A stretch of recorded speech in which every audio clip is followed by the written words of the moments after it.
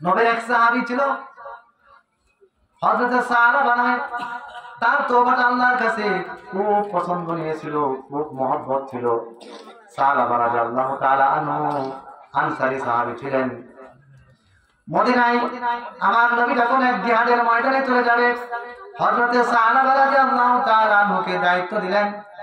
এক সাহাবী সাঈদ নামে এক সাহাবী রাদিয়াল্লাহু তাআলা আনহু তিনি যখন জিহাদের ময়দানে চলে যাবেন, আনসারী সাহাবীকে বললেন, ও আমার সাহাবী সাঈদের বাড়িটা তুমি পাহারা দিবা।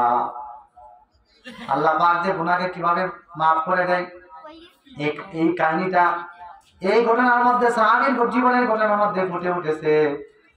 হযরত সালাবা রাদিয়াল্লাহু তাআলা আনহু আরেক মুসলিম ভাইয়ের বাড়ির পাহারাদার হিসেবে মদিনায় থেকে গেলেন, আর নবী আর সাহাবীদেরকে নিয়ে যুদ্ধের ময়দানে চলে গেছে। সুবহানাল্লাহ। এখন বাড়ির কালী শয়তান কিন্তু সব সময় আপনার আমার সাথে লাগা আছে। দুঃখা কে দেয়? মনের ভিতরে কুমন্ত্রণা গুনার দিকে নিয়ে পরিচালনা করার জন্য কে কাজ করে? শয়তান। আল্লাহর কাছে চ্যালেঞ্জ ছিল শয়তানের, যে আদমের জন্য আমি জান্নাত থেকে বিতাড়িত হয়েছি, ওই আদম সন্তানকে আমি জাহান্নামে নিয়েই ছাড়বো। তার সাথে আপনার আমার ফাইট করতে হবে। হযরত সালাবা রাদিয়াল্লাহু তাআলা আনহু সাঈদ রাদিয়াল্লাহু তাআলা আনহুর বাড়ি পাহারাদার হলেন, ওনার কাছে আমানত রেখে গেছেন। কিন্তু রাত্রিবেলা শয়তান ওনার মনের ভিতরে কুমন্ত্রণা দিছে, ও সালাবা সাঈদের বিবি অনেক সুন্দরী, তুমি তাকে দেখো নাই, তার বাড়িতেই দেখো, এখন তো সুযোগ যায়।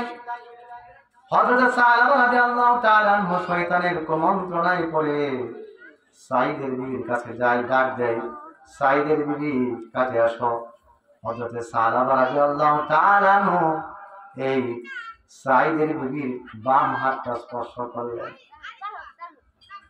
এই মুহূর্তে হযরত সাঈদের বিবি আল্লাহওয়ালা ছিলেন, বলছিলেন, ও সালাবা আমার স্বামীর বন্ধু, আপনাকে আমার স্বামী আমানত হিসেবে রেখে দিয়েছেন আপনার কাছে, আমার বাড়ি পাহারা দেওয়ার জন্য। আপনার মনের ভিতরে কি জাহান্নামের ভয় নাই, কবরের কোনো ভয় নাই বুঝি? আপনি আমার একা পেয়ে আপনি আসছেন আমার কাছে। কি বলছেন? যে আপনার মনের ভিতরে কি জাহান্নামের ভয় নাই? আপনি কি আল্লাহকে ভয় পান না? এই কথা বলার সাথে সাথে হযরত সালাবা রাদিয়াল্লাহু তাআলা আনহু অস্থির হয়ে গেলেন। আল্লাহ তাআলার ভয় মনের ভিতরে চলে গেছে। হযরত সালাবা রাদিয়াল্লাহু তাআলা আনহু সাঈদের বিবির কাছ থেকে দূরে সরে গেছে, আর বলে, হায় হায়, আমি কি ভুলটাই না করলাম। মনের ভিতরে সাথে সাথে পরিবর্তন চলে এসেছে। এরপরে হযরত সালাবা রাদিয়াল্লাহু তাআলা আনহু হযরত সালাবা রাদিয়াল্লাহু তাআলা আনহু মদিনার নির্জন স্থানে চলে গেছেন, আর বলতেছেন, হায় হায়, আমি আমার নবীর সামনে আমার এই মুখটা কি কইরা দেখাবো? নবী আমাকে আমানত হিসেবে রেখে গেছেন, আমি তো আমানত খেয়ানত করে ফেলেছি। ওই সাহাবী নির্জনে গিয়া কান্নাকাটি করতেছেন, তওবা করতেছেন আল্লাহর কাছে, আল্লাহ আমাকে মাফ করুন, আমাকে ক্ষমা করুন, আমার ভুল হয়ে গেছে। এদিকে মদিনায় আল্লাহর নবী ফিরে এসেছেন, সাহাবীরা ফিরে এসেছেন। হযরত সাঈদের বিবি ঘটনা খুলে বলল, তোমার বন্ধু যার কাছে আমানত হিসাবে রেখে গিয়েছিলে, সে আমাকে এই সমস্ত কাজ করার ইচ্ছা করেছিল। এই ঘটনা হযরত সাঈদ রাদিয়াল্লাহু তাআলা আনহু আল্লাহর নবী মুহাম্মদ সাল্লাল্লাহু আলাইহি সাল্লামের কাছে বললেন, বর্ণনা করলেন। এখন ওই সাহাবীকে আল্লাহ মাফ করবেন কিনা?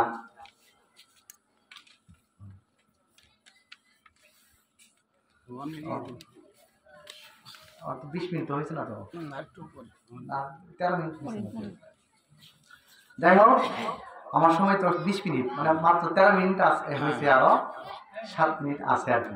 যাই হোক, কি বলছিলাম, যে মদিনা থেকে মদিনায় আল্লাহ রাসূল এবং সাহাবীরা ফিরে আসছেন।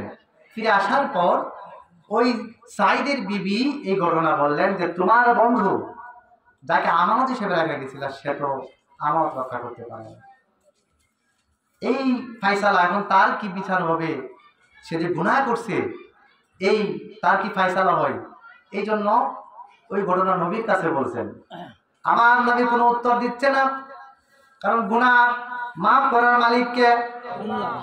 আমার নবী আল্লাহর দিকে তাকায় আছেন, আল্লাহর পক্ষ থেকে কি ফাইসালা আসে। ওই সাহাবা হযরতে আবু বকরের কাছে গেলেন, কিন্তু আবু বকর কোনো কথা বলেন নাই। উমরের কাছে গেলেন, উমর কোনো কথা বলেন নাই। আমার নবীও কোনো কথা বলতেছেন না। সাহাবা বলে গেছেন আমাকে মাফ করার আসমানি ফাইসালা যদি না আসে তাহলে এই গুনাহ থেকে মুক্তি পাওয়ার আর কোনো উপায় নাই। চলে গেছে মদিনা ত্যাগ করে, মদিনার একেবারে সীমান্তে এক নির্জন পাহাড়ে চলে গেছে। কোথায় চলে গেছে? পাহাড়ে গিয়া, নির্জন পাহাড়ে গিয়া কান্নাকাটি করে, খাওয়া নাই দাওয়া নাই, 40 দিন পর্যন্ত কোনো কিছু খাই না। আর আল্লাহর পক্ষ থেকেও কোনো ফায়সালা আসে না। সাহাবা পাহাড়ে নির্জনে বসে বসে আল্লাহরে ডাকে, আল্লাহ আমারে মাফ করে দাও, আমারে ক্ষমা করে দাও। অবশেষে জিবরাইল ফেরেশতা চলে এসেছে। সুবহানাল্লাহ বলেন। আমার নবীকে বললেন, ইয়া রাসূলুল্লাহ, ইয়া হাবিবাল্লাহ, দুনিয়া সৃষ্টি করেছেন কে? বললেন আল্লাহ। দুনিয়ার সকল মানুষকে খাওয়াই কে? বললেন আল্লাহ। তাহলে মাফ করার মালিক কে? নবীজি বললেন আল্লাহ। এরপরে বললেন, ইয়া রাসূলুল্লাহ, ইয়া হাবিবাল্লাহ, সাহাবা এসেছিল আপনার কাছে, আপনি কোনো কথা বলেন নাই। আল্লাহ সাহাবা যে দোয়া করেছে, আল্লাহকে ডাকছে, নির্জনে চোখের পানি ফেলাইছে, সাহাবার দোয়া আল্লাহ কবুল করে ফেলছে। আমরাও এরকম ডাকা দরকার না, নির্জনে ডাকবেন। আল্লাহর নবী রাসূলুল্লাহ সাল্লাল্লাহু আলাইহি ওয়াসাল্লাম সাহাবাদেরকে বললেন, ও আমার সাহাবারা, আমার সাহাবার জন্য সুসংবাদ এসে গেছে, তারে খুঁজে বের করো। মদিনার প্রান্তরে প্রান্তরে ঘুরতে লাগলেন। তখন রাত অনেক গভীর হয়ে গেছে, এই সংবাদ আসছে। তন্ন তন্ন করে কোথাও পাইতেছে না।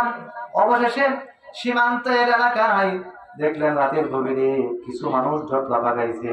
গিয়া দেখলেন, ভাই বললেন, ও আমার ভাইরা, ওই এলাকাতে কোনো মদিনা থেকে কোনো ব্যক্তি এসেছে কিনা?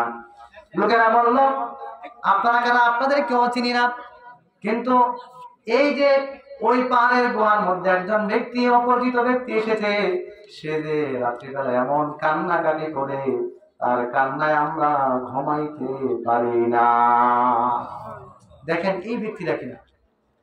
অবশেষে গেলেন 3 জন সাহাবী, আবু বকর, ওমর, সালমান ফারসি রাদিয়াল্লাহু তাআলা আনহু। 3 জন সাহাবী সাহাবার কাছে গেলেন, বলেন, আমরা নবীর পক্ষ থেকে এসেছি, ও সাহাবা তুমি উঠো, আল্লাহ পাক তোমার তওবা কবুল করেছে। রাতের গভীরে সাহাবা মদিনায় ফিরে আসলেন। তখন শেষ রাত হয়ে গেছে। আমার নবী মসজিদে নববীতে ফজরের নামাজ আদায় করতেছেন। দ্বিতীয় রাকাতে আমার নবী দ্বিতীয় রাকাতে সূরা পড়তেছেন, সূরাতুত তাকাসুর, আল্লাহাকুমুত তাকাসুর হাত্তা যুরতুমুল মাকাবির। আমার নবী এই হাত্তা যুরতুমুল মাকাবির তেলাওয়াত করতে পারছেন, শেষ করতে পারেন নাই। এই মুহূর্তে পিছনে এমন একটা নিকট আওয়াজ আসছে। নবীজি নামাজ শেষ করে দেখলেন কে জানি বেহুশ হয়ে মাটিতে পড়ে গেছে। নামাজ শেষ করার পর সমস্ত সাহাবীরা এসে দেখলেন সাহাবা। আমার নবী বললেন, সাহাবা মনে হয় বেহুশ হয়ে গেছে। হযরতে সালমান ফারসি রাদিয়াল্লাহু আনহু চিকিৎসক ছিলেন। নবীজি বলেন, সালমান সে তো বেহুশ, দেখো তার পালসগুলি ঠিক আছে কিনা।